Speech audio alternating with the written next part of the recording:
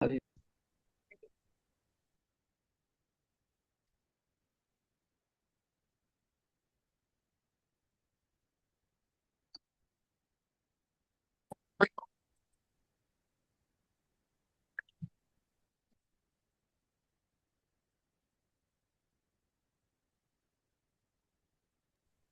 Sorry. હવે છે અવાજ? ઓકે. મંગલાચરણ રૂપે નમોકાર મંત્ર અને દેવસ્તુતિનું પહેલું છે. નમો હરિહંતાણમ નમો સેતાણમ નમો આયરિયાણમ નમો વજાયાણમ નમો લોવે સવસહુણમ.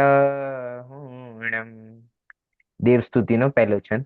वीतराग सर्वज्ञ हितंकर भविजन के अब पूर्ववास ज्ञान भानु का उदय करो मम मिथ्या तम का होय विनाश. આપણા મિથ્યાત્વનો નાશ થાય એ જ ભાવનાથી આપણે વાંચીએ છીએ, એટલે મંગલાચરણ રૂપે બોલવાની માં કઈ વાંધો નથી. અને દેવસ્તુતિ છે, દેવસાસ ગુરુને વંદન કરીએ છીએ, પંચપરમેશ્વરને વંદન કરીએ છીએ આપણે પ્રમુખા મંત્ર રૂપે. તો આમાં આખું સ્વરૂપના સાથે આવી ગયું, તે આપણે ખાલી નામ રૂપે સ્મરણ કર્યું નમોકાર મંત્રમાં. જ્યારે અહીંયા સ્વરૂપ જ કહી દીધું આપણે કે વીતરાગ છે, સર્વજ્ઞ છે અને જે હિતંકર છે એવા પંચ પરમેષ્ઠી જે છે, એટલે કે જેમાં વીતરાગતાની પ્રાપ્તિ છે. અને અરિહંત અને શુદ્ધ કેવા છે કે ભાઈ વીતરાગી છે અને સર્વજ્ઞ છે. અને અરિહંત ભગવાન તો હિતોપદેશી પણ છે. અને બાકીના ત્રણ પરમેષ્ઠી વિતરાગી છે, એટલે અમે એવા એવા પંચ પરમેષ્ઠીને અમે અહીંયા નમસ્કાર કર્યા છે. અને જે અમારા જ્ઞાન ભાન, એટલે કે આપણા જ્ઞાનનો ઉદય કરશે અને મિથ્યાત્વનો વિનાશ કરશે. ઓકે. આપણે અત્યાર સુધી ટોટલ 4 ચેપ્ટર થઈ ચુક્યા છે બાલબોધ પાઠવાળા ભાગ 2 ના. બરાબર છે? એમાં કોઈને કઈ પ્રશ્ન હોય તો પહેલા એ લઈ લઈએ.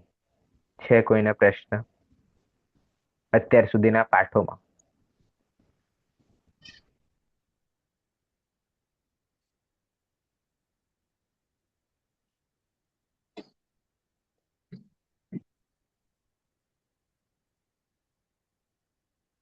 ઓકે, ચલો, કોઈને નથી. તો પછી આગળનો ચેપ્ટર આપણે સ્ટાર્ટ કરીએ. પીડીએફ શેર કરીએ.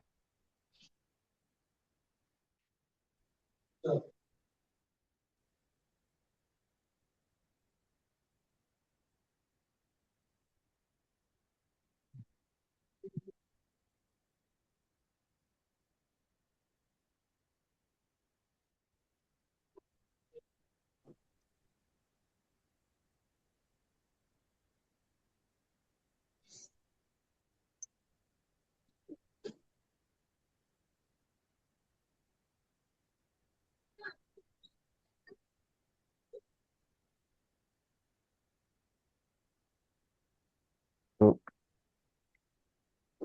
પાઠ બધાને દેખાતો હશે, અને જેમને અનુકૂળતા હોય એ લોકો વિડીયો ઓન કરી નાખો એટલે ખ્યાલમાં આવે કે ભાઈ ભણે છે કે શું ચાલે છે બેકગ્રાઉન્ડમાં કંઈક. ઓકે. આપણે પાઠ અહીંયા સ્ટાર્ટ કરીએ છીએ. પાઠ 5મો છે, ગતિયા. ગતિ પુત્ર અને પિતાના રૂલથી છે. એક ધારાબેન તમે અને એક હિનાબેન, રાઈટ? નામ આજે તમારું બીજું દેખાય છે. ઓકે. હા. પિતાજી, આજે મેં મંદિરમાં સાંભળ્યું કે ચારો ગતિ કે માહી માહી હા શું ચાર થશે? હા ચારો ચારો ગતિ કે માહી કે માહી પ્રભુ દુઃખ પાયો પાયો મેં ગણો. ઘણો. આ આ ચારે હા, ગતિ શું છે કે જેમાં દુઃખ જ દુઃખ છે?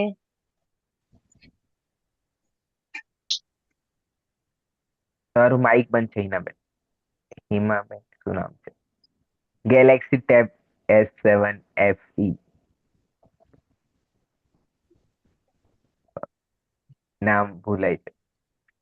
વિશાલના અ, નાની દાદીના. હા હા હા, તમે. હા, માઇક બંધ છે તમારું.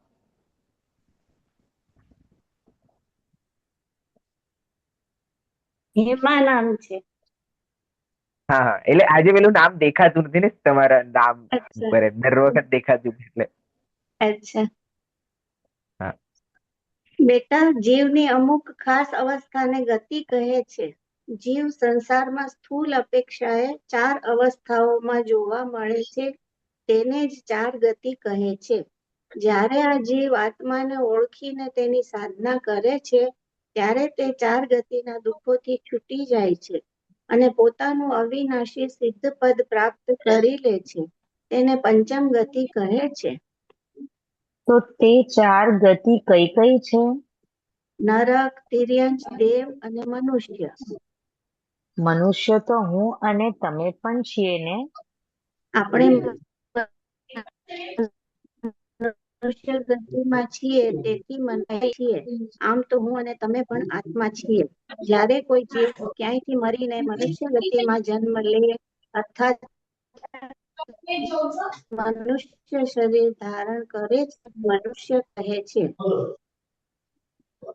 ઠીક, તો આપણે મનુષ્ય ગતિના જીવ છીએ.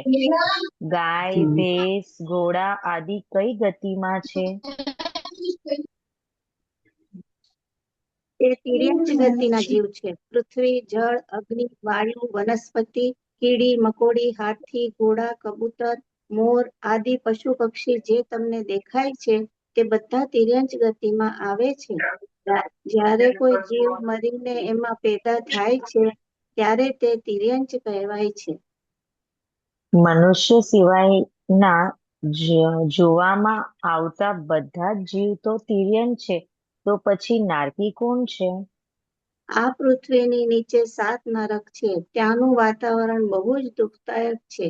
ત્યાં ક્યાંક શરીરને બાળી નાખે તેવી ભયંકર ગરમી અને ક્યાંક શરીરને ગાળી નાખે તેવી ભયંકર ઠંડી પડે છે. અન્નપાણીનો સર્વથા અભાવ છે. તેઓને ભૂખ અને તરસની વેદના સહન કરવી પડે છે. તે લોકો તીવ્ર કશાયી પણ હોય છે. અંદરો અંદર લડ્યા કરે છે. મારકાટ મચી રહે છે.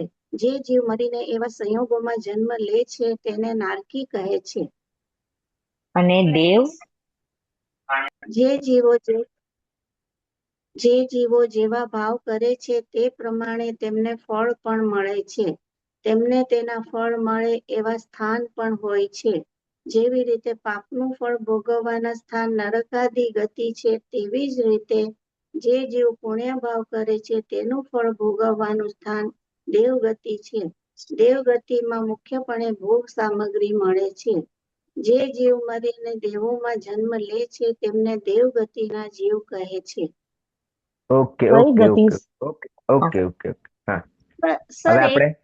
સર હા હા આમાં દરેક જગ્યાએ ક્યાંયથી મરીને એમ જ આપ્યું છે, તો જીવ હા તો મળતો નથી ને સર. હા હા હા. બરાબર વાત છે. પણ અહીંયા જે અપેક્ષા એ વાત એ હમણાં આવશે આપણે વાત કરીએ. અચ્છા. હા, અચ્છા. ઓકે. જો તમે જે પહેલી લાઈન વાંચી ને, હા. બેટા, જીવની અમુક ખાસ અવસ્થાને ગતિ કહે છે. ઓકે, આ ગતિની અહીંયા પરિભાષા આવી ગઈ. ગતિની હા. પરિભાષા શું છે? જીવની અમુક ખાસ અવસ્થાને ગતિ કહે છે. બરાબર. હવે જીવની અમુક ખાસ અવસ્થા એટલે કે ભાઈ, જ્યારે જ્યારે જન્મ થાય બાળકનો, તો એની જે એક બાળપણ સુધીની અવસ્થા છે, જ્યાં સુધી એ એડલ્ટ નથી થયો, તેનું બાળપણ કહેવાય. બાળપણમાં પણ આપણે 2-3 ડિવિઝન કરી નાખ્યા. એક તો સ્કૂલમાં ન જતા હોય એના પહેલાનું બાળપણ, પછી જયારે સ્કૂલમાં સ્ટાર્ટિંગ થાય અને જ્યાં સુધી 8મા 6ઠ્ઠા સુધી ના આવી જાય, ત્યાં સુધીનું એક બાળપણ અલગ હોય, અને પછી એક સ્ટડી સાથેનું બાળપણ પણ અલગ હોય, અને પછી એડલ્ટની વાત છે. પછી એડલ્ટમાં પણ ઘણા બધા છે. યુવાન અવસ્થામાં પણ ઘણી ઘણી કે પહેલા સ્કૂલમાં છે, 11-12માં છે, પછી કોલેજમાં છે, પછી લગ્ન કર્યા પછીનું જીવન છે, પછી વૃદ્ધાવસ્થા આવી જાય છે. તો આ એક 3 સ્ટેજીસ છે. પણ એ છે તો એક જીવ જ ને. પણ એને એક ઉંમર સુધીની અવસ્થાનું નામ આપણે બાળપણ આપી દીધું છે. એક અવસ્થાથી એક અવસ્થા સુધીનું નામ શું આપી દીધું છે? યુવાન અવસ્થા. અને એક અવસ્થાનું નામ આપણને વૃદ્ધ અવસ્થા આપી દીધી. હવે કોઈ એમ થોડી કહેવાય કે તને તો 10 વર્ષ પહેલા મેં નાનો બાળક કહ્યો હતો અને આજે તો તું જુવાન થઈ ગયો, તો હું યુવાન કેવી રીતે થઈ ગયો? મને તો તમે તેમ કહ્યું તો બાળક છે, તો હું તો બાળક જ હોઈશ. પણ એ તો શું છે, એક અવસ્થાનું નામ છે બાળક. હવે તો એ અવસ્થા બદલાઈ ગઈ છે, તો એને હવે યુવાન કહેવામાં આવે છે. એવી રીતે જીવની જે અમુક અવસ્થાઓ છે એનું નામ ગતિ કહેવામાં આવ્યું છે. જ્યારે જીવ એક મનુષ્યનું શરીર ધારણ કરે છે તો એને મનુષ્ય કહેવામાં આવે છે. જ્યારે ઘોડા બકરી બની જાય છે તો એને એક તિર્યંચ ગતિ કહેવામાં, કારણ કે એની અવસ્થા બદલાઈ ગઈ ને. જીવ જેવું શરીર હતું દેખાતું હતું આપણને, એવું નથી દેખાતું, પણ કંઈક બદલાઈ ગયું. એમાં પણ કેટલું બધું બદલાઈ ગયું કે ભાઈ 4 પગ થઈ ગયા છે, પૂંછડી આવી ગઈ છે, બોલતા નથી આવડતું. તો અહીંયા મનુષ્ય હતા ત્યારે કંઈક અલગ રીતે બોલતા હતા, ત્યાં કંઈક અલગ રીતે. પછી નારકીઓ તો કંઈ બોલી નથી શકતા, તેના પુંસક છે, એ જીવોનો સ્વભાવ અલગ છે. અને દેવગતિમાં સર્વાંગ ભોગો છે, ત્યાં ઈચ્છા નથી, ભોગો જ ભોગો છે.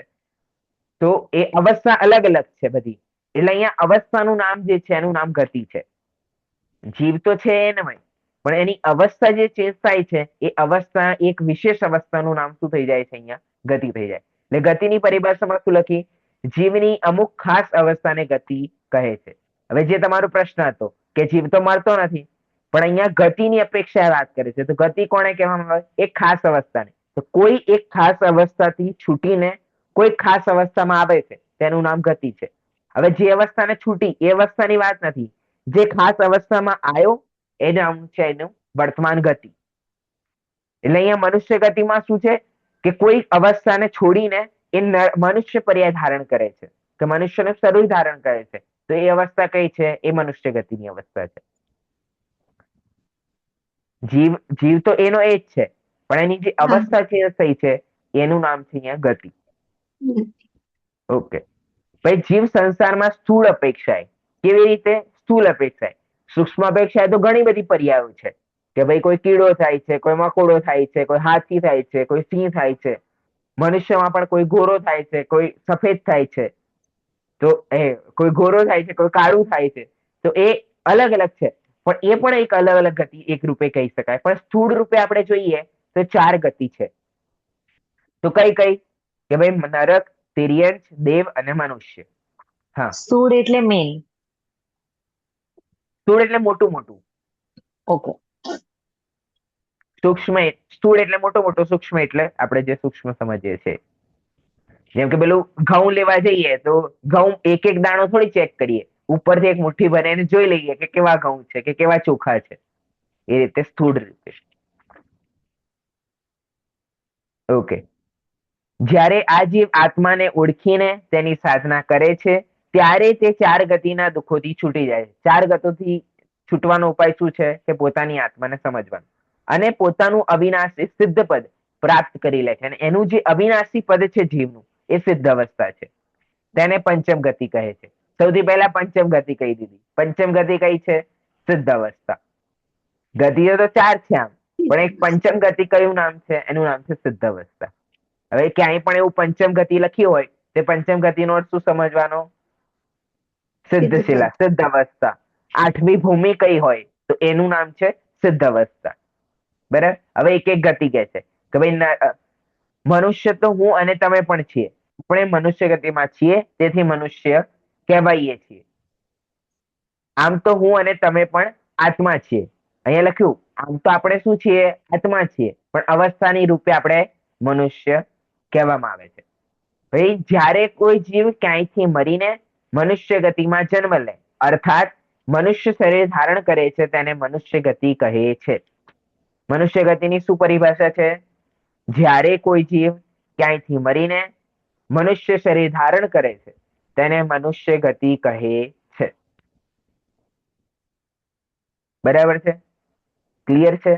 હવે 4 ગતિના એક આવા જ છે સેન્ટેન્સ કે જ્યારે કોઈ જીવ મરીને ક્યાંયથી મરીને નરક શરીર ધારણ કરે છે તો એ નારકી છે. તિર્યંચ શરીર ધારણ કરે છે તો એ તિર્યંચ ગતિ છે. અને દેવનું શરીર ધારણ કરે છે તો એ દેવગતિ છે. ઠીક. તો આપણે મનુષ્ય ગતિના જીવ છીએ. હવે ગાય, ભેંસ, ઘોડા આદિ કઈ ગતિના? તો ભાઈ એ તિર્યંચ ગતિ. ગાય, ભેંસ, ઘોડા છે બધા કઈ ગતિ છે? એ તિર્યંચ ગતિ છે. પૃથ્વી, જળ, અગ્નિ, વાયુ, વનસ્પતિ, કીડી, મકોડો, હાથી, ઘોડા, કબૂતર, મોર આદિ પશુ પક્ષી જે તમને દેખાય છે તે બધા તિર્યંચ ગતિમાં આવે. કોણે કોણે લીધા તિર્યંચ ગતિમાં? પૃથ્વી, આજે પૃથ્વી જે જીવ છે કઈ ગતિ છે? એ તિર્યંચ ગતિ છે. પછી જળ છે એ તિર્યંચ ગતિ છે. અગ્નિ છે એ તિર્યંચ ગતિ છે. વાયુ છે એ તિર્યંચ ગતિ છે. વનસ્પતિ છે એ તિર્યંચ ગતિ છે. અને એ જીવ છે, આ જીવની અવસ્થાની વિશેષ વાત છે. તો વનસ્પતિ, વાયુ, અગ્નિ, જળ અને પૃથ્વી, આ પાંચે વસ્તુ જીવ છે. અને એ કઈ ગતિમાં આવશે? એ તિર્યંચ ગતિમાં આવશે. એના પછી લખ્યું કીડી, મકોડો, હાથી, ઘોડો, કબૂતર, મોર આદિ પશુ પક્ષીઓ. બરાબર? જે તમને દેખાય છે તે બધા તિર્યંચ ગતિમાં છે. હવે પછી તિર્યંચ ગતિની પરિભાષા. જ્યારે કોઈ જીવ મરીને એમાં પેદા થાય છે, એટલે કે તિર્યંચ શરીરને ધારણ કરે છે, તેને તિર્યંચ ગતિ કહેવામાં આવે છે. મનુષ્ય સિવાયના જોવામાં આવતા બધા જીવ તો તિર્યંચ છે. મનુષ્ય સિવાય જે પણ દેખાય છે બધું તમે તિર્યંચમાં કહી દીધું. તો પછી આ નારકી કોણ છે? તો ભાઈ આ પૃથ્વીની નીચે 7 નરક છે. કેટલા નરકો છે? 7. ત્યાં વાતાવરણ બહુ જ દુઃખદાયી છે. ત્યાં વાતાવરણ કેટલું? ખૂબ દુઃખદાયી છે. ત્યાં ક્યાંક શરીરને બાળી નાખે તેવી ભયંકર ગરમી છે. કેવી ગરમી છે? શરીરને બાળી નાખે. ક્યાંક શરીરને ગાળી નાખે તેવી ઠંડી, ભયંકર ઠંડી એવી પડે છે કે શરીર પણ ગળી જાય છે આખું. પણ છતાં એ જીવ મરતો નથી. એ શરીર એનું પાછું બદલાઈ જશે, પણ રહેશે તો ક્યાં? નરક અને નરક ગતિમાં, જ્યાં સુધી આયુ પૂર્ણ નહીં થાય ત્યાં સુધી. અન્ન પાણીનો સર્વથા અભાવ છે. ત્યાં કોઈ પણ પ્રકારનું અન્ન નથી. ત્યાં કોઈ પણ પ્રકારનું પાણી મળતું નથી. ત્યાં જીવોને ભયંકર ભૂખ અને તરસની વેદના સહન કરવી પડે છે. ભયંકર ભૂખ લાગે છે, ભયંકર તરસ એ જીવને ત્યાં લાગે છે. તે લોકો તીવ્ર કશાઈ પણ હોય છે. એ જીવો કેવા હોય છે? એ તીવ્ર કશાઈ હોય છે. અંદરો અંદર લડ્યા કરે છે, મારકાટ મચી રહે છે. અંદરો અંદર શું કરે છે? નારકીઓ લડે છે અને મારકાટ ત્યાં મચી જ રહે છે. જે જીવ મરીને એવા સંયોગોમાં જન્મ લે છે તેને શું કહેવામાં આવે છે? નારકી કહે છે. બરાબર? અને દેવ, કે ભાઈ જે જીવો જેવો ભાવ કરે છે તે પ્રમાણે તેમને ફળ પણ મળે છે. તેમને તેના ફળ મળે એવા સ્થાન પણ હોય છે. જેવી રીતે પાપનું ફળ ભોગવવાનું સ્થાન છે નરકાદી ગતિ, તેવી જ રીતે જે જીવ પુણ્ય ભાવ કરે છે તેનું ફળ ભોગવવાનું સ્થાન છે દેવગતિ. અને જે શુદ્ધ ભાવ કરે છે એનું ફળ શું છે? શુદ્ધ ગતિ, એટલે કે પંચમ ગતિ. લાઈન લખી નથી, મેં એડ કરી છે. બરાબર? પછી દેવગતિમાં મુખ્યપણે ભોગ સામગ્રી મળે છે. ત્યાં સંપૂર્ણ રૂપે ભોગો અને બધી સામગ્રી છે. જે જીવ મરીને દેવોમાં જન્મ લે છે તેમને દેવ ગતિના જીવ કહે છે. ક્લિયર છે? કોઈ શંકા? આપણે કઈ ગતિના જીવો છીએ? મનુષ્ય ગતિના છીએ ને? મનુષ્ય ગતિના. હા. બધી ગતિઓ ભૂલવામાં પોતાની ગતિ ના ભૂલી જવાય. ઓકે, ચલો હવે કંઈક બીજો ટોપિક અહીંયા સ્ટાર્ટ કરે છે. 4 ગતિનું અહીંયા ચેપ્ટર, એટલે 4 ગતિ વિશેની જાણકારી અહીંયા પતી ગઈ. હવે કંઈક વિશેષ કહે છે. હા, આગળ. ધારાબેન, કઈ ગતિ સારી છે? જ્યારે બતાવ્યું કે ચારે ગતિમાં દુઃખ જ છે, તો પછી ગતિ સારી કેવી રીતે હોય? એ ચારેય ગતિ સંસાર છે. મનુષ્ય ગતિ સારી કહો ને, કેમ કે તેનાથી જ મોક્ષ પદ મળે છે. જો એ સારી હોત તો સિદ્ધ જીવ એનો પણ ત્યાગ કેમ કરત? માટે ચારે ગતિનું પરિભ્રમણ છોડવું તે જ સારું છે. જો આ ગતિઓનું ભ્રમણ છોડવું તે જ સારું હોય તો પછી આ જીવ આ ગતિઓમાં કેમ ઘૂમ્યા કરે છે? અપરાધ કરે તો સજા ભોગવવી જ પડે. કયા અપરાધના ફળ કઈ ગતિ મળે છે? ઘણો આરંભ કરવાના અને ઘણો પરિગ્રહ રાખવાના ભાવ જ એવો અપરાધ છે કે જેનાથી આ જીવને નરકમાં જવું પડે છે. ભાવોની કુટિલતા અર્થાત માયાચાર, છળ કપટ તિર્યંચ આયુષ્યના બંધનું કારણ છે. મનુષ્ય અને દેવ? અલ્પ આરંભ અને અલ્પ પરિગ્રહ રાખવાનો ભાવ તથા સ્વભાવની સરળતા એ મનુષ્ય આયુષ્યના બંધના કારણ છે. એવી જ રીતે સંયમની સાથેનો શુભ ભાવરૂપ રાગાંશ અને અસંયમાંશ મંદ કષાયરૂપ ભાવ તથા અજ્ઞાનપૂર્વક કરવામાં આવેલા તપશ્ચરણના ભાવ દેવ આયુષ્યના બંધના કારણ છે. ઉપ- ઉપરોક્ત ભાવ બંધના કારણ હોવાથી અપરાધ જ છે, તો પછી નિરપરાધ દશા શું છે? એક વિતરાગ ભાવ જ નિરપરાધ દશા છે, માટે તે મોક્ષનું કારણ છે. આ બધું જાણવાથી શું લાભ છે? આપણે એ જાણી લેશું કે ચારે ગતિઓમાં દુઃખ જ છે, સુખ નથી, અને ચાર ગતિના પરિભ્રમણનું કારણ શુભાશુભ ભાવ છે. એનાથી છૂટવાનો ઉપાય એક વિતરાગ ભાવ છે. આપણે વિતરાગ ભાવ પ્રાપ્ત કરવા માટે જ્ઞાન સ્વભાવે આત્માનો આશ્રય લેવો જોઈએ. ઓકે, તો અહીંયા ચાર ગતિના ચેપ્ટર પછી એક સ્વાભાવિક પ્રશ્ન થાય કે ભાઈ કઈ ગતિ સારી?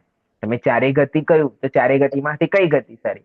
તો જવાબ શું આપ્યો કે ચારેય ગતિમાં દુઃખ જ દુઃખ છે, એમાં ક્યાંય સુખ તો દેખાતું છે નહીં, અને આ ગતિ જ સંસાર છે. તો ભાઈ પછી એમ પ્રશ્ન થાય કે ભાઈ મનુષ્ય ગતિને તો સારી કહો કમથી કમ તમે, કે જ્યાં અમે જીવીએ છીએ.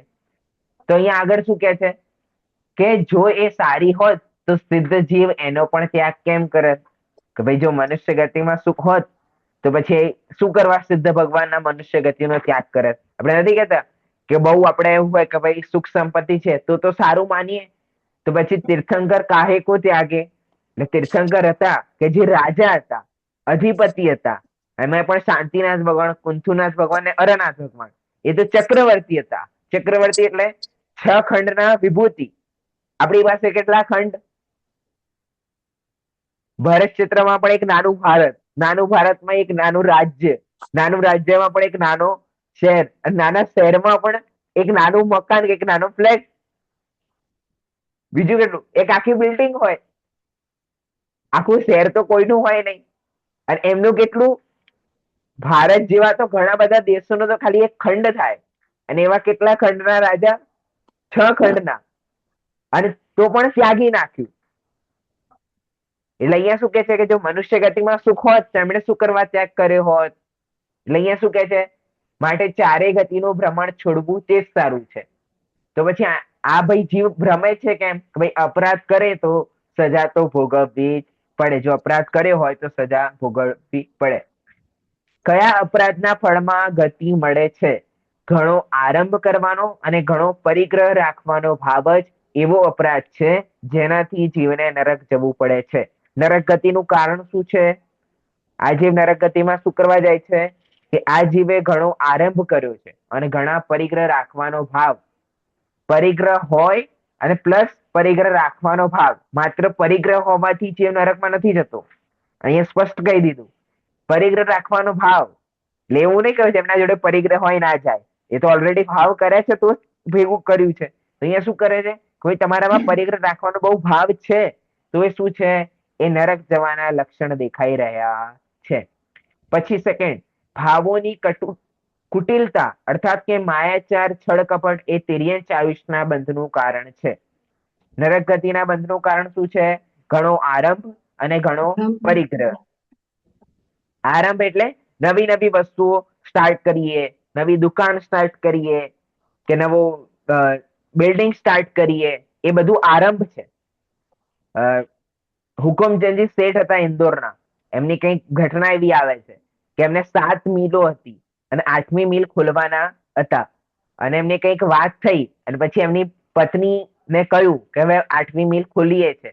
તો એમની પત્ની એમ કહ્યું કે હવે શાંતિ રાખો, નરક પણ 7 જ છે. કેટલા? નરક પણ 7 જ છે. 7 મિલો ઘણી છે, 8મી મિલ ખોલવાની કોઈ જરૂરત છે નહીં, ઘણા આરંભ કરવાની આવશ્યકતા છે નહીં. એટલે અહીંયા શું કહે છે કે આરંભ એટલે જે નવા નવા આરંભો કરીએ છે એ. એટલે એ ઘણો આરંભ અને ઘણો પરિગ્રહ રાખવાનો ભાવ એ શું છે? એ નરકનું કારણ છે. અને ભાવોમાં કુટિલતા, છળ કપટ એ તિર્યંચ આયુષ્યનું કારણ છે. અને મનુષ્ય અને દેવનું શું છે? અલ્પ આરંભ અને અલ્પ પરિગ્રહ રાખવાનો ભાવ તથા સ્વભાવમાં સરળતા એ મનુષ્ય આયુષ્યના બંધના કારણ છે. આપણે આજે મનુષ્ય પર્યાય મળી છે તો આપણે ક્યારેક અલ્પ આરંભ અને અલ્પ પરિગ્રહ રાખ્યો હશે અને સ્વભાવમાં સરળતા રાખી હશે, ત્યારે આ મનુષ્ય પર્યાય આપણને પ્રાપ્ત થઈ છે. પણ આપણે પછી આ પર્યાયમાં રહીને કઈ ગતિમાં જવાના ભાવ કરી રહ્યા છે એ આપણે વિચારવાનું છે.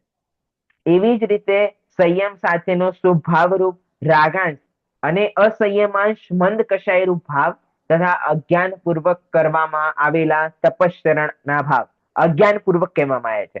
જો સમજ્ઞાન પૂર્વક તપાદી કરવામાં આવે તો નિશ્ચિત છે કે એ અવસ્થામાં મોક્ષની પ્રાપ્તિ થતી હોય એ કાળમાં તો એ જીવ મોક્ષની પ્રાપ્તિ કરે પૂર્ણ રૂપે જો શુદ્ધ અવસ્થાને પ્રાપ્ત કરી શકતો હોય તો, અથવા એ દેવગતિમાં જવાનું છે ટૂંક સમયમાં એ મોક્ષની ગતિ પ્રાપ્ત કરશે. પણ મોટા ભાગે જીવો દેવગતિમાં જાય છે એનું કારણ શું છે કે અજ્ઞાન પૂર્વક કરેલા તપશ્ચરણના ભાવ એ શું છે દેવ આયુષ્યના બંધના કારણ છે. ઉપરોક્ત ભાવ બંધના કારણ હોવાથી અપરાધ જ છે. આ બધું શું છે બંધનું કારણ છે, બંધથી છોડાવતું નથી. શું લખ્યું છે? ઉપરોક્ત ભાવ બંધના કારણ હોવાથી અપરાધ જ છે.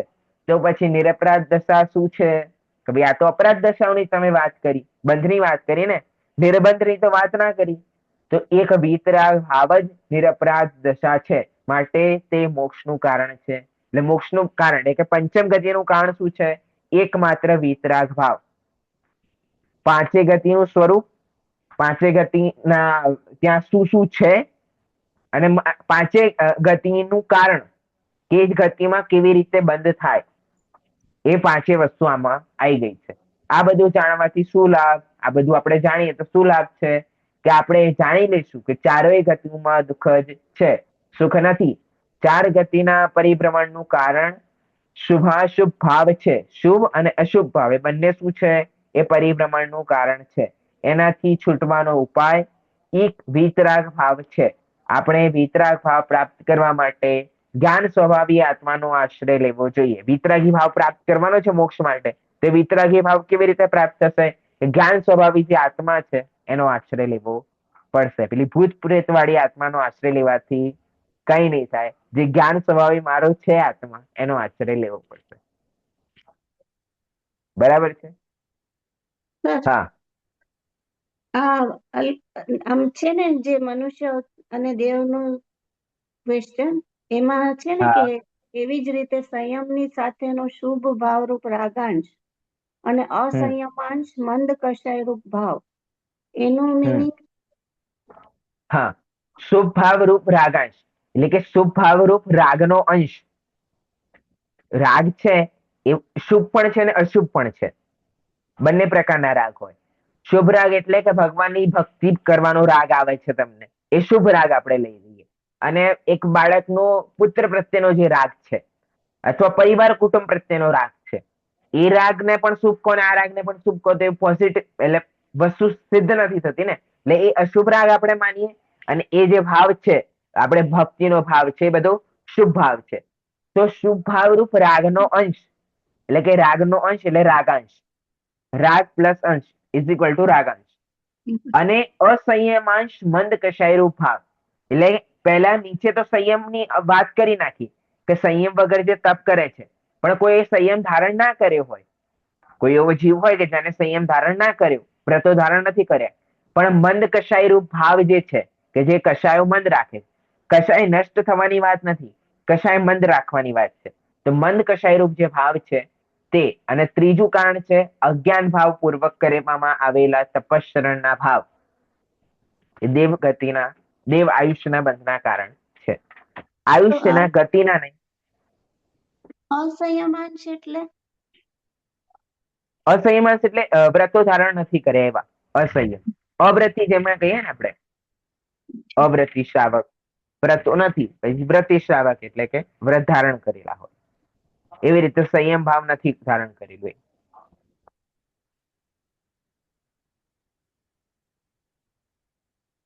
બરાબર.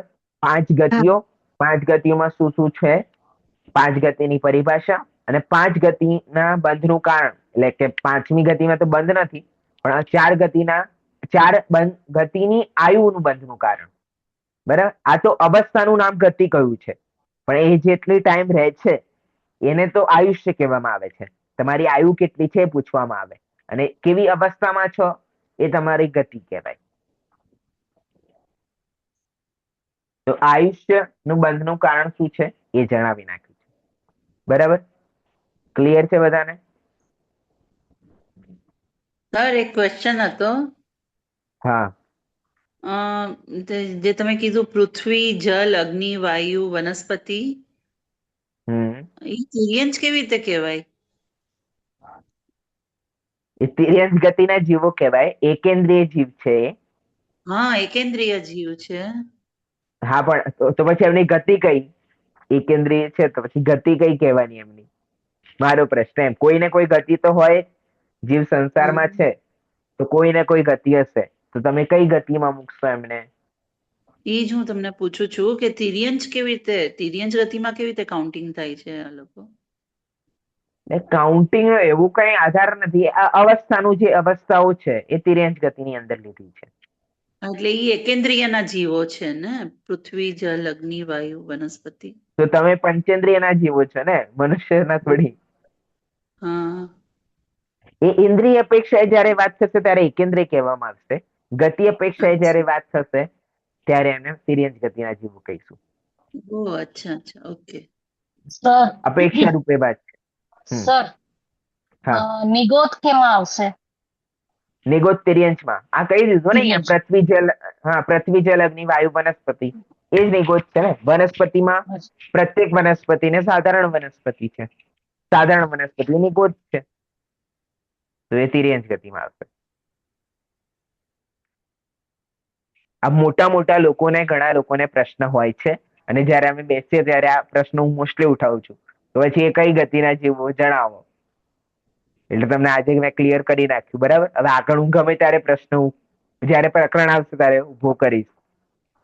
બરાબર? ઓકે. બીજા કોઈને છે પ્રશ્ન?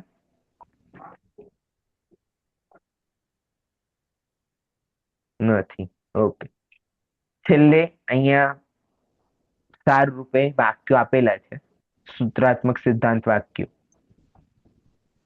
એ વાંચી. ભારતીબેન,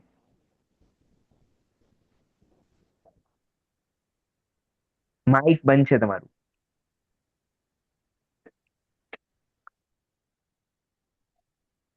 ભારતીબેન, માઇક બંધ છે તમારું. માઇક.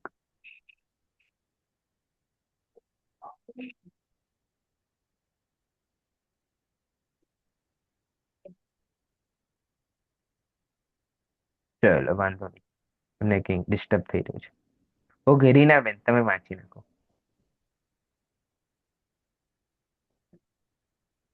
માઇક તમારું પણ બંધ છે. સોરી. હા. હા. જીવની અવસ્થા વિશેષને ગતિ કહે છે. બીજું, જીવ ક્યાંકથી મરીને મનુષ્ય શરીર ધારણ કરે છે તેને મનુષ્ય ગતિ કહે છે. જીવ ક્યાંકથી મરીને તિર્યંશ શરીર ધારણ કરે છે તેને તિર્યંશ ગતિ કહે છે. જીવ ક્યાંકથી મરીને નારકી શરીર ધારણ કરે છે તેને નરક ગતિ કહે છે. જીવ ક્યાંકથી મરીને દેવ શરીર ધારણ કરે છે તેને દેવગતિ કહે છે. જીવ આત્માને ઓળખીને તેની સાધના વડે 4 ગતિના દુઃખોથી છૂટીને સિદ્ધ પદ પ્રાપ્ત કરે છે તેને પંચમ ગતિ કહે છે. એક વિતરાગ ભાવ જ પંચમ ગતિ મોક્ષનું કારણ છે. વિતરાગ ભાવ પ્રાપ્ત કરવા માટે જ્ઞાન સ્વભાવી આત્માનો આશ્રય લેવો જોઈએ. ઓકે.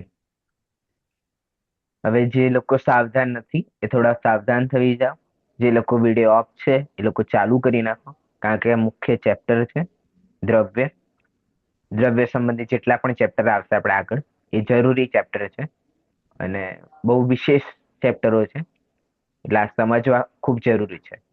જૈન સિદ્ધાંતના મુખ્ય સિદ્ધાંતોમાં એક દ્રવ્ય ગુણ પર્યાયની વાત આવે છે. એ દ્રવ્યનું અહીંયાથી સ્ટાર્ટિંગ કરીએ છીએ આપણે. બરાબર? ઓકે. અહીંયા વિદ્યાર્થી અને શિક્ષક રૂપે 2 પાત્રો આપેલા છે. તો એક રીનાબેન તમે વાંચો. હું બોલું શિક્ષકનો પાઠ. હા, શિક્ષકનો શિક્ષક હું પાઠ બોલું. તમે. હા હા હા. અને તૃપ્તિબેન તમે વિદ્યાર્થીનું કરજો. હા. છે સર સંભળાય છે? શું? હા, મારો સંભળાય છે. સમ અ, ગુરુજી, મારી બા કહેતા હતા કે આપણે દેખીએ છીએ તે તો બધું પૂતગલ છે. તો એ પૂતગલ શું છે? બરાબર છે. આપણને આંખોથી તો ફક્ત વર્ણ મતલબ રંગ જ દેખાય છે અને તે ફક્ત પૂતગલમાં જ હોય છે. જેમાં સ્પર્શ, રસ, ગંધ અને વર્ણ હોય તેને પૂતગલ કહે છે. તે અજીવ દ્રવ્ય છે. દ્રવ્ય કોને કહે છે? તે કેટલા છે? ગુણોના સમૂહને દ્રવ્ય કહે છે. તે 6 પ્રકારના છે: જીવ, પૂતગલ, ધર્મ, અધર્મ, આકાશ અને કાળ. તો શું દ્રવ્યોમાં અજીવ નથી? જીવ સિવાયના બાકીના બધા દ્રવ્યો અજીવ જ છે. જેમાં જ્ઞાન હોય તે જ જીવ છે, બાકી બધા અજીવ છે.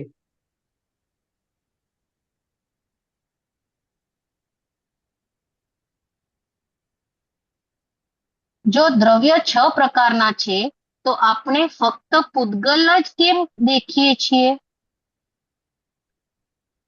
આપણને કેમ કે પૂતગલ દેખાય છે, ઇન્દ્રિયોમાં સર?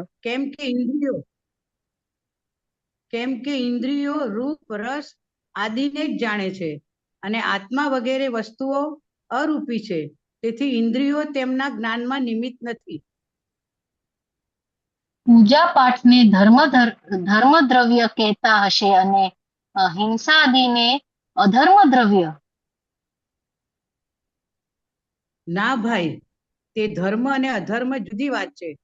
આ ધર્મ અને અધર્મ તો દ્રવ્યોના નામ છે કે જે આખા લોકમાં તલમાં તેલની જ પેઠે ફેલાયેલા છે. એમની વ્યાખ્યા શું છે? જેવી રીતે જળ માછલીને ચાલવામાં નિમિત્ત છે, તેવી જ રીતે સ્વયં ચાલતા જીવ અને પૂતગલોને ચાલવામાં જે નિમિત્ત છે તે ધર્મ દ્રવ્ય છે. જેમ વૃક્ષની છાયા મુસાફરોને રોકવામાં નિમિત્ત થાય છે, તેવી જ રીતે ગતિપૂર્વક સ્થિર થવામાં થતા જીવ અને પૂતગલોને સ્થિર થવામાં જે નિમિત્ત છે તે જ અધર્મ દ્રવ્ય છે. જો ધર્મ દ્રવ્ય ચલાવે અને અધર્મ દ્રવ્ય સ્થિર કરે તો જીવને ઘણી હેરાનગતિ થાય. તે કોઈ થોડા ચલાવે છે કે રોકે છે. જ્યારે જીવ અને પૂતગલ સ્વયં ચાલે કે રોકાય ત્યારે માત્ર નિમિત્ત થાય છે. આકાશ તો વાદળી રંગનો સ્પષ્ટ દેખાય છે. એને શું સમજવું?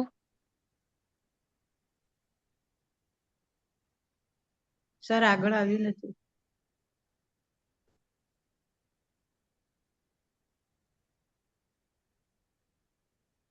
ના, હમણાં જ તમને બતાવ્યું હતું કે વાદળીપણું, પીળાપણું એ તો પૂતગલની પર્યાય છે. આકાશ તો અરૂપી છે, તેમાં કોઈ રંગ હોતો નથી. જે બધા દ્રવ્યોને રહેવામાં નિમિત્ત છે તે જ આકાશ છે. આ આકાશ ઉપર છે ને? એ તો બધી જગ્યાએ છે, ઉપર, નીચે અને આજુબાજુ. દુનિયાની એવી કોઈ જગ્યા નથી જ્યાં આકાશ ન હોય. બધા દ્રવ્યો આકાશમાં જ છે. કાળ તો સમયને જ કહે છે કે કંઈક બીજી વાત છે. કાળનું બીજું નામ સમય છે, પરંતુ કાળ જીવ અને પૂતગલની જેમ એક દ્રવ્ય પણ છે. તેમાં જે સમયે અવસ્થા થાય છે તેનું નામ સમય છે. આ કાળ દ્રવ્ય જગતના સમસ્ત પદાર્થોના પરિણમનમાં નિમિત્ત માત્ર હોય છે. ઠીક, તો આ દ્રવ્યો કુલ કેટલા છે? ધર્મ, અધર્મ અને આકાશ તો એક જ છે, પણ કાળ દ્રવ્ય અસંખ્ય છે અને જીવ દ્રવ્ય તો અનંત છે. તેમજ પૂતગલ જીવોથી પણ અનંત ગુણા છે, અર્થાત અનંત છે. આ દ્રવ્યો સિવાય બીજા કઈ જગતમાં નથી? એમના સિવાય બીજું કોઈ કઈ જગત જગતમાં જ નથી? નથી. એમના સિવાય કોઈ જગત જ નથી. 6 દ્રવ્યોના સમૂહને વિશ્વ કહે છે અને વિશ્વને જ જગત કહે છે.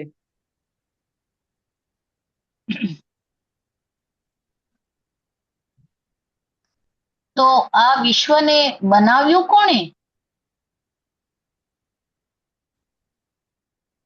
એ તો અનાદિ અનંત સ્વનિર્મિત છે. તેને બનાવનાર કોઈ નથી. અને ભગવાન કોણ છે? ભગવાન વિશ્વને જાણનાર છે, બનાવનાર નથી. જે 3 લોક અને 3 કાળના સમસ્ત પદાર્થોને એકી સાથે જાણે તે જ ભગવાન છે. છેવટે વિશ્વમાં જે કાર્ય થાય છે તેનો કર્તા તો કોઈ હશે ને? પ્રત્યેક દ્રવ્ય પોતપોતાની પર્યાયનો અર્થાત કાર્યનો કર્તા છે. કોઈ કોઈનો કર્તા નથી. એવી અનંત સ્વતંત્રતા દ્રવ્યોના સ્વભાવમાં પડેલી છે. તેને જે ઓળખી લે છે તે જ આગળ જતા ભગવાન થાય છે. ઓકે, બોલો કેટલું સમજમાં આવ્યું? પહેલા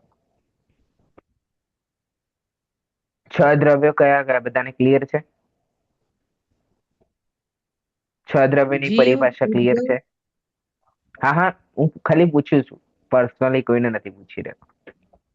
6 ગુણોના દ્રવ્યની પરિભાષા સમૂહને દ્રવ્ય કહે છે. હું નોર્મલી પૂછું છું, સામૂહિક પ્રશ્ન છે મારો, વ્યક્તિગત પ્રશ્ન નથી કોઈની સાથે. 6 દ્રવ્યની પરિભાષા બધાને ક્લિયર છે? એટલે ક્યાં આપેલી છે? ક્લિયર નથી એ હું હમણાં ક્લિયર કરીશ, વાંધો નથી. ઓકે, ઠીક છે. આપણે સ્ટાર્ટિંગ સૌથી એન્ડ થી કરીએ.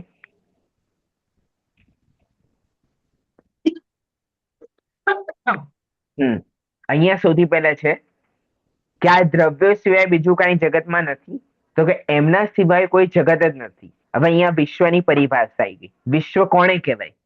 પ્રશ્ન આવે વિશ્વ કોણે કહેવાય? તો 6 દ્રવ્યોના સમૂહને વિશ્વ કહે છે. વિશ્વ કોણે કહેવાય?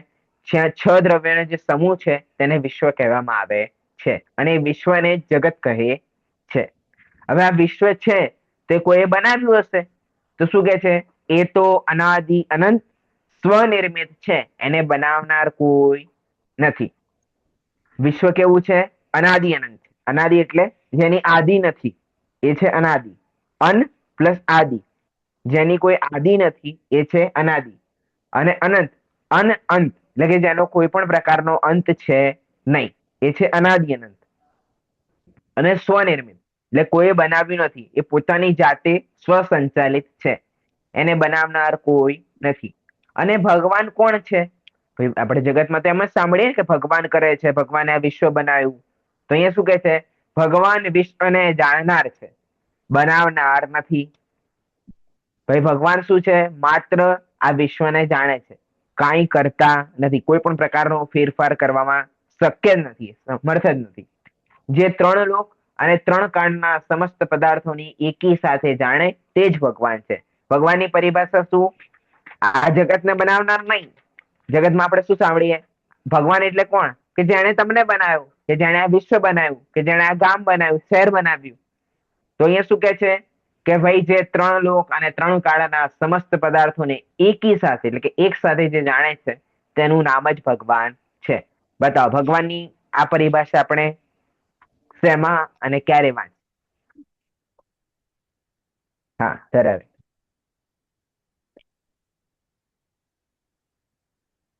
તીર્થંકર અને ભગવાનનો ચેપ્ટર હતો એમાં. ઓકે, પછી બીજે? બીજે બાહુબલી નમોરેન્તાણમ દેવસ્તુતિ. નમોરિયંતરમ. હા, દેવસ્તુતિમાં. દેવસ્તુતિમાં ક્યાં? પહેલી જ લાઈન છે. હા, એમાં પણ ક્યાં? પહેલી લાઈનમાં પણ. વિતરાગ લાઈન સર્વજ્ઞ ઈતંકર. હા, સર્વજ્ઞમાં. તેમાં સર્વજ્ઞની જ્યારે આપણે ચર્ચા કરી છે, તો સર્વજ્ઞ કોણે કહેવાય? ભગવાન. કે હા, ભગવાનને નહીં, સર્વજ્ઞની પરિભાષા, સર્વજ્ઞની ડેફિનેશન શું છે? 3 કાળ 3 લોક ને એક સાથે જાણે તેને સર્વજ્ઞ એક કહેવાય. યુગપદ એક જાણે. સમયમાં, ખાલી એક સાથે નહીં, એક સમયમાં જાણે છે. એક સાથે એક સમયમાં જાણે તેમને ભગવાન કહે. હા, બરાબર. ઓકે.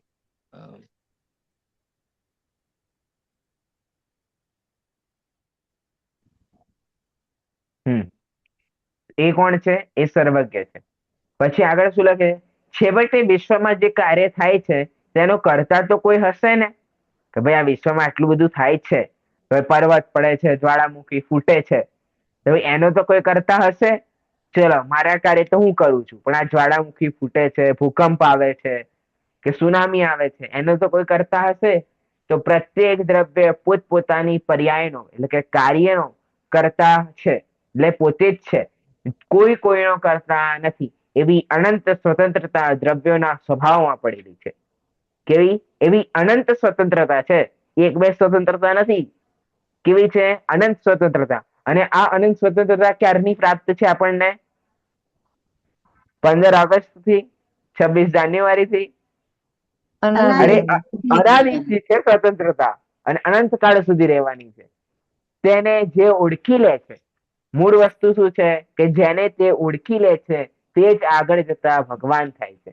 જે માણસ ઓળખતો નથી તેને અનંત સ્વતંત્રતા પ્રાપ્ત પણ નથી થતી, અને તે આગળ ક્યારે ભગવાન પણ બનતો નથી. બરાબર છે? ક્લિયર છે? ઓકે. હવે અહીંયા આગળ આપણે વાત કરે છે કે ભાઈ આ તમે જે વિશ્વ કહ્યું, તો વિશ્વની પરિભાષામાં કહ્યું કે દ્રવ્ય છે. બરાબર? તો હવે એ દ્રવ્ય શું છે? તો એનો અહીંયા વાત આવી છે. વિદ્યાર્થી પ્રશ્ન પૂછે છે કે દ્રવ્ય કોણે કહે છે અને તે કેટલા પ્રકારના છે? તો જે દ્રવ્યો છે એ કોણે કહેવામાં આવે છે, તે કેટલા પ્રકારના છે? તો અહીંયા જવાબ શું આપે છે? ગુણોના સમૂહને દ્રવ્ય કહે છે. કોના સમૂહને? ગુણોના સમૂહને દ્રવ્ય કહે છે. અને તે કેટલા છે? તે 6 છે. તે દ્રવ્યો કેટલા છે? કે ભાઈ 6 છે. કયા કયા? જીવ, પૂદગલ, ધર્મ, અધર્મ, આકાશ અને કાળ. બરાબર? 6 દ્રવ્ય બધાને યાદ હશે, નાનપણમાં બધા યાદ કર્યા હશે 6 દ્રવ્ય. ઓકે. હવે એમાં સૌથી પહેલા જીવની વાત કરે છે અહીંયા. તો જીવની વાત ક્યાં આવી છે? કે જસ્ટ હા, એને નીચે. તો શું દ્રવ્યમાં અજીવ નથી? તો જીવ સિવાય બાકીના બધા દ્રવ્યો અજીવ જ છે. આપણે આ વાત ક્યારે કરી હતી? જ્યારે જીવ અજીવનું ચેપ્ટર હતું ત્યારે. ત્યારે અજીવની પરિભાષા અમે શું કહ્યું હતું? આ જીવના સિવાય જે બાકી બધા છે એ બધા શું છે? અજીવ છે. જેમાં જ્ઞાન હોય તે જીવ જ છે, બાકી બધા અજીવ. બરાબર? અહીંયા ચેપ્ટરમાં 6 દ્રવ્યોમાં અજીવ નથી, 6 દ્રવ્યોમાં પૂદગલ છે. અને અજીવ ક્યાં છે? એ 7 તત્વમાં કે જીવ અજીવના ચેપ્ટરમાં. 6 દ્રવ્યોમાં અજીવ નથી. તો 6 દ્રવ્યોમાં જીવ પછી શું છે? કે ભાઈ જીવ પછી છે પૂદગલ. બરાબર? તો પૂદગલની પરિભાષામાં શું છે? કે પૂદગલ કોને કહેવાય? તો ઉપર. હા, હવે અહીંયા પ્રશ્ન કર્યો તો કે આ પૂદગલ શું છે જે આપણને દેખાય છે? તો જે આપણને આંખોથી ફક્ત વર્ણ રંગ જ દેખાય છે તે ફક્ત પૂદગલમાં જ હોય છે. હવે પૂદગલની પરિભાષા શું છે? કે જેમાં સ્પર્શ, રસ, ગંધ અને વર્ણ હોય તેને પૂદગલ કહે છે. એ અજીવ દ્રવ્ય છે. જસ્ટ સેકન્ડ, આપણે અજીવ દ્રવ્યને અત્યારે સાઈડમાં મૂકો, પેલા પૂદગલને સમજો. પૂદગલ શું છે? જેમાં સ્પર્શ છે એટલે ટચ કરી શકે છે. પછી શું છે? રસ છે એટલે કે આપણે ચાખી શકીએ છીએ, એટલે કાંઈક ને કાંઈક રસ તમને આવશે. પછી ગંધ છે, કોઈ પણ પ્રકારની ગંધ છે, સારી ખરાબ કોઈ પણ પ્રકારની હોય. અને છેલ્લે શું છે? કોઈ ને કોઈ વર્ણ હોય. વર્ણ એટલે કલર. વર્ણ એટલે કલર. તો તેને પૂદગલ કહે છે. તેને શું કહેવામાં આવશે? તેને પૂદગલ કહેવામાં આવશે. હવે જસ્ટ આપણે વિચારીએ, કોઈ એમ કે આપણે આમ આંખો બંધ કરીને બેસીએ, અને હું આંખો બંધ કરીને બેસું, પેલાથી વરડાથી મારીને બેસું, અને મને અંદર આમ ધ્યાન લગાવું તો એક વ્હાઈટ કિરણ દેખાય છે. શું દેખાય છે? એક સફેદ પ્રકાશ દેખાય છે. કોઈને પીળો પ્રકાશ દેખાતો હશે, તો કોઈને કોઈ પ્રકાશ દેખાય છે. તો વિચારો, જો પ્રકાશ દેખાય છે એનો મતલબ શું છે? એનો કોઈ કલર છે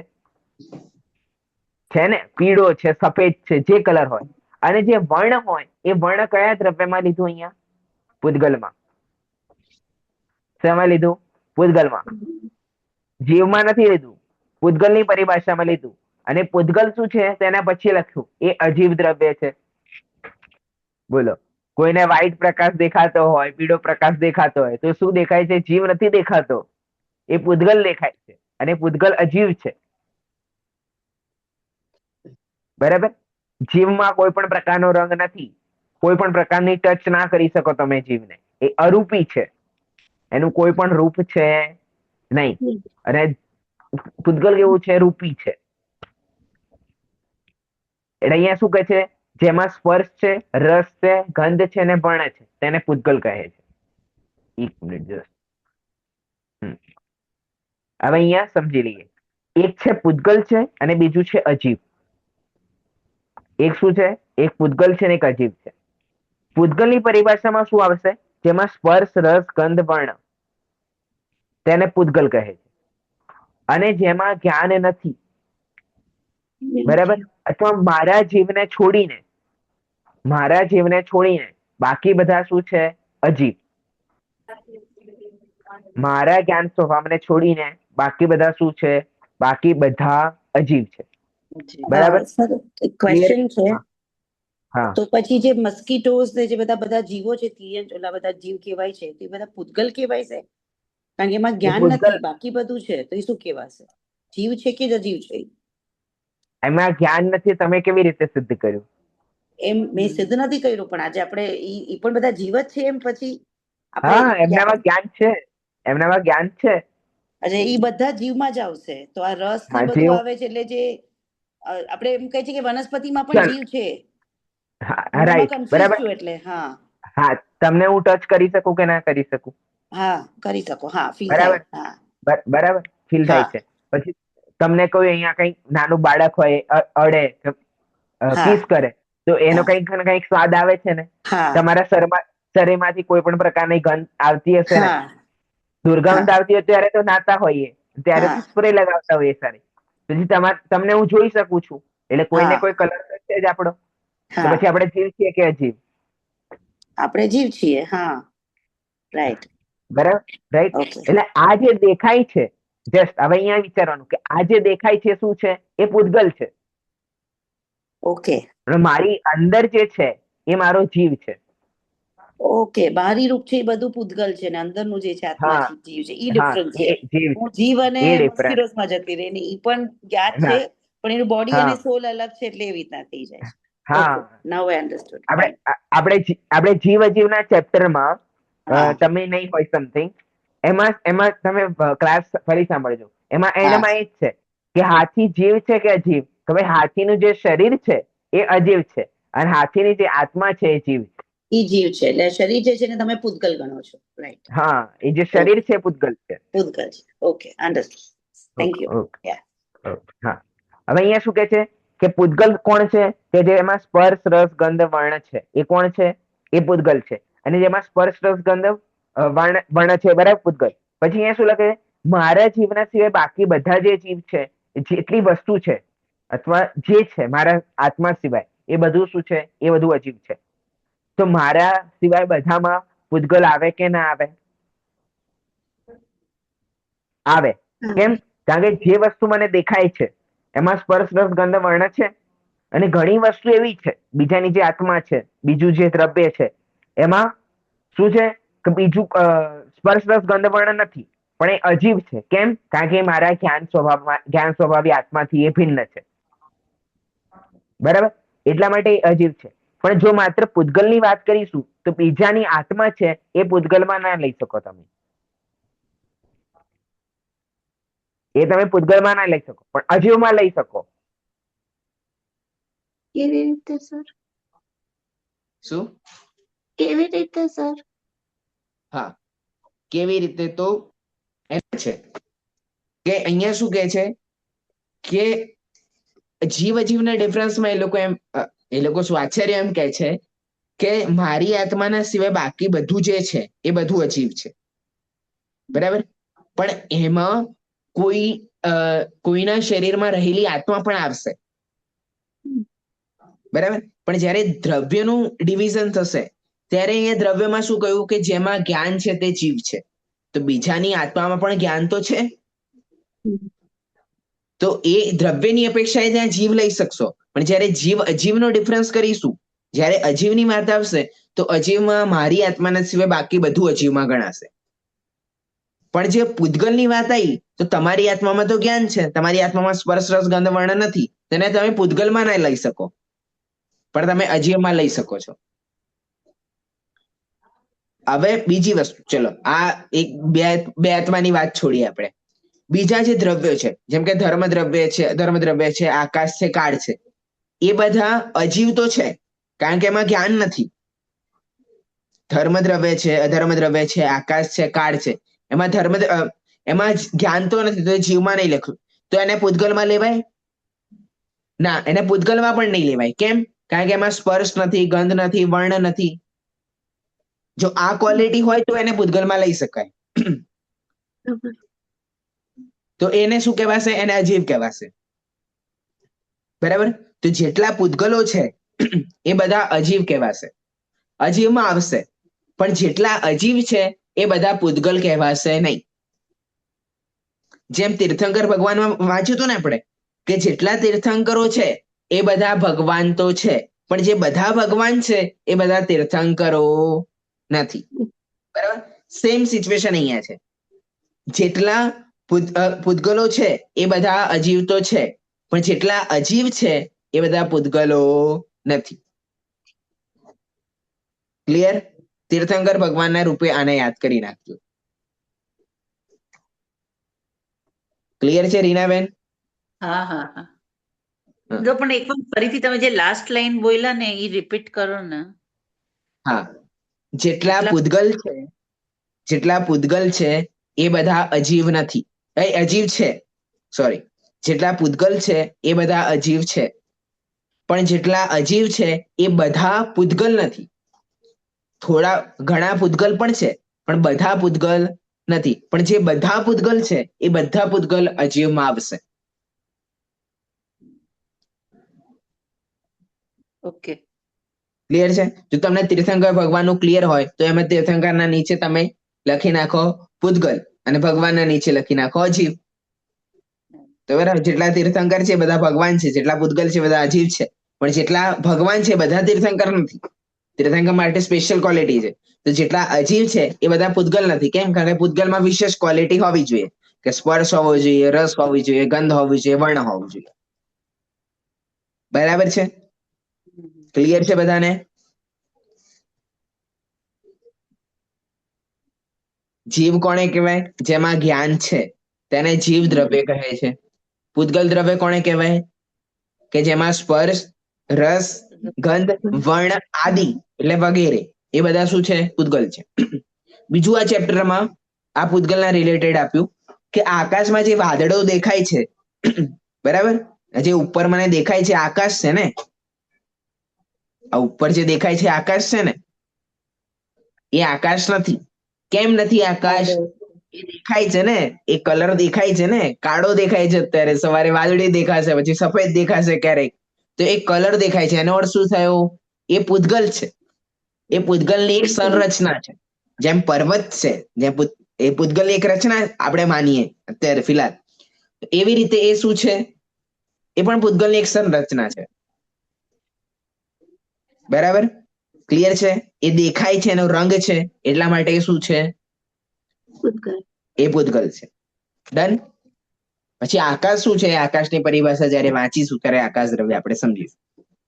અત્યારે ક્લિયર છે? વિશ્વ કોને કહેવાય? 6 દ્રવ્યોના સમૂહને વિશ્વ કહે છે. દ્રવ્ય કોને કહેવાય? ગુણોના સમૂહને દ્રવ્ય કહે છે. દ્રવ્ય કેટલા છે? 6 છે. જીવ, પૂતગલ, ધર્મ, અધર્મ, આકાશ અને કાલ. બરાબર? પછી જીવ કોને કહેવાય? જેમાં જ્ઞાન સ્વભાવ છે તે જીવ છે. પછી પૂતગલ, જેમાં સ્પર્શ, રસ, ગંધ, વર્ણ છે, તેને શું કહેવાશે? તેને પૂતગલ કહેવામાં આવશે. બરાબર? હવે બાળકોને એક ટેકનિકથી અમે યાદ કરાવતા હોઈએ છીએ. જો તમને પણ એ ટેકનિકથી યાદ થઈ જાય તો સારું કહેવાય.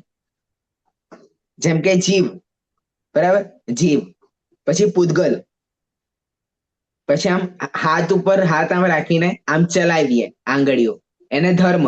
પછી આમ રોકી નાખવાનું, એ અધર્મ. પછી આમ આખું કરીએ એ આકાશ, અને આમ કરીએ એ કાળ. વોચ બતાવીએ એ કાળ. બરાબર. આ કેવી રીતે અહીંયા હાથ ઉપર આમ ચલાવ્યું, કેવી રીતે રોકાયું અહીંયા જ, અને કેવી રીતે આમ કહ્યું, એ બધું આપણે જયારે પરિભાષા વાંચીશું અથવા તમે વાંચશો પોતે તો તમને થોડું થોડું ખ્યાલમાં આવી જશે. બરાબર છે? ક્લિયર છે? 4 ગતિ વાળું ચેપ્ટર આપણું થઈ ગયું છે. ગતિ એટલે જીવની અવસ્થા વિશેષને ગતિ કહે. ગતિ કહે એટલે સોરી ગુજરાતીમાં જીવની અમુક ખાસ અવસ્થાને ગતિ કહે છે. પછી એની 4 ગતિઓ છે: મનુષ્ય, તિર્યંચ, દેવ અને નારકી. એ ચારેય ગતિનું સ્વરૂપ, ચારેય ગતિની પરિભાષા, ચારેય ગતિના બંધનું કારણ. બરાબર, એટલું ત્યાં આપેલું છે. સૌથી સારી ગતિ કઈ? ભાઈ સારી પંચમ ગતિ જ છે, કોઈ ગતિ સારી નથી, બધી ગતિ દુઃખમય જ છે. અને સારી ગતિને પ્રાપ્ત કરવાનો ઉપાય શું છે? વિતરાગ ભાવ. અને વિતરાગ ભાવ કેવી રીતે પ્રાપ્ત થશે? જ્ઞાન સ્વભાવી આત્માના આશ્રયથી. બરાબર, ત્યાં સુધી આપણી ગતિ થઈ ગઈ. પછી દ્રવ્ય લીધું. દ્રવ્યમાં સૌથી પહેલા આપણે વિશ્વ લીધું, કે ભાઈ આપણને જે દેખાય છે એ વિશ્વ છે. વિશ્વ કોને કહેવાય? 6 દ્રવ્યોના સમૂહને, એને વિશ્વ કહે છે. 6 દ્રવ્યોના સમૂહ. પછી એ દ્રવ્ય કોને કહેવાય? ભાઈ ગુણોના સમૂહને દ્રવ્ય કહે છે.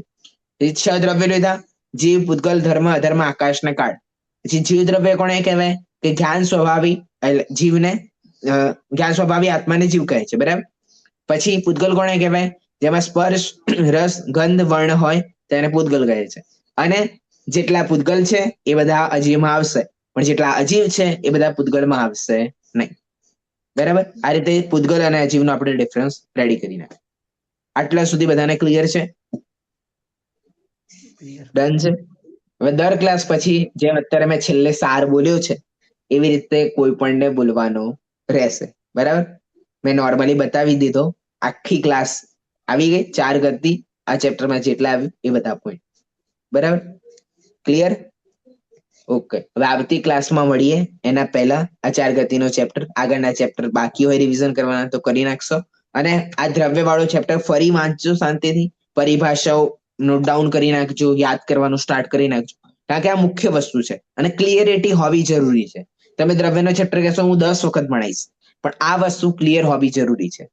તો આગળના જેટલા પણ અભ્યાસક્રમ આપણા આવશે, કે આગળ તમે જૈન દર્શનમાં જે પણ વાંચશો કે જે પણ સાંભળશો એ તમને ક્લિયર થશે. બાકી ક્લિયરિટી થશે નહીં, ખાલી સાંભળવા માત્ર થઈ જશે કે ભાઈ હા કંઈક બોલ્યા. પણ ક્લિયરિટી માટે દ્રવ્ય, તત્વ આ બધું સમજવું ખૂબ જરૂરી છે. કર્ણાનુગુણ રૂપે કર્મ સમજવું જરૂરી છે. 3 લોકની સામાન્ય સંરચના સમજવી જરૂરી છે. એટલે દ્રવ્ય ગુણ પર્યાય તો આપણે અધ્યાત્મ રૂપે પણ મુખ્ય ખાસ વસ્તુ છે સમજવાની. એટલે આને ક્લિયર રાખવું. એક ડિફરન્સ હું ખાલી 1 જ સેકન્ડમાં 1 મિનિટમાં કહી દઉં. એક 6 દ્રવ્યોના સમૂહને વિશ્વ કયો અને ગુણોના સમૂહને દ્રવ્ય કયો. 6 દ્રવ્યોના સમૂહને વિશ્વ અને ગુણોના સમૂહને દ્રવ્ય. આ બંનેમાં પણ ડિફરન્સ છે. બંને જગ્યાએ સમૂહ વર્ડ છે પણ ડિફરન્સ છે. કેવી રીતે? એક ઉદાહરણથી કહી દઉં. ઝાડોના સમૂહને જંગલ કહેવાય. ઝાડોના સમૂહને, વૃક્ષોના સમૂહને જંગલ કહેવાય. અને પાંદડાઓના સમૂહને વૃક્ષ કહેવાય. બરાબર. વૃક્ષોના સમૂહને જંગલ કહેવાય અને પાંદડાઓના સમૂહને વૃક્ષ કહેવાય. બરાબર. દ્રવ્યોના સમૂહને વિશ્વ કહેવાય અને ગુણોના સમૂહને દ્રવ્ય કહેવાય. બરાબર. બંને વસ્તુમાં ડિફરન્સ છે. એક વસ્તુ નહીં સમજવાની. ક્લિયર છે બધાને? જંગલ જે છે, વૃક્ષોના સમૂહને જંગલ કહેવાય, એ દ્રવ્યોના સમૂહને વિશ્વ કહેવાય. અને પાંદડાઓના સમૂહને વૃક્ષ કહેવાય, એ ગુણોના સમૂહને દ્રવ્ય કહે છે. બરાબર. આ બંને ડિફરન્સ પણ સામાન્ય રીતે યાદ રાખવું જરૂરી છે. Okay okay. બધાને આશા છે ક્લિયર હશે. બાકી ફરી એક વાત વાંચી નાખજો તો આપણે આવતીકાલે પરમ દિવસે ફરી આ વસ્તુને આપણે સમજીશું. ઓકે. અંતિમ મંગળ. હા જી નોણેશ. હા ભારતીબેન. એટલે કયું બોલું? ગમે તે બોલું? હા ગમે તે. હા ચલો બીજું કોઈ યાદ કરીને આવ્યું હતું? એ છે કોઈ યાદ કરીને આવ્યું હોય? હા બોલો. અરહંતો ભગવંત ઇન્દ્ર મહિતા સિદ્ધાર્થ સિદ્ધિ સ્થિતા આચાર્ય જિન સેનો નથી કરા પૂજ્યા ઉપાધ્યાયકા શ્રી સિદ્ધાંત સપાટકા મુનિવરા રત્નત્રયા